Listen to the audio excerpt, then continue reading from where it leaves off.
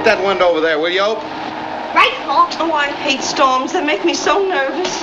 Well, listen, tonight's gonna be a beaut.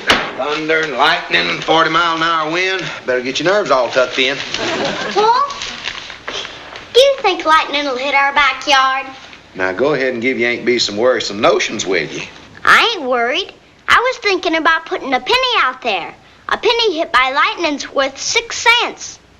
Who told you that? Nat Pike told me. Oh, Nat Pike is always telling Opie the craziest things. You believe him? Sure. Well, I wouldn't put much stock in what Nat Pike tells you. Why not? Well, for one thing, he's only 4 years old. He may be young, but he's been around plenty.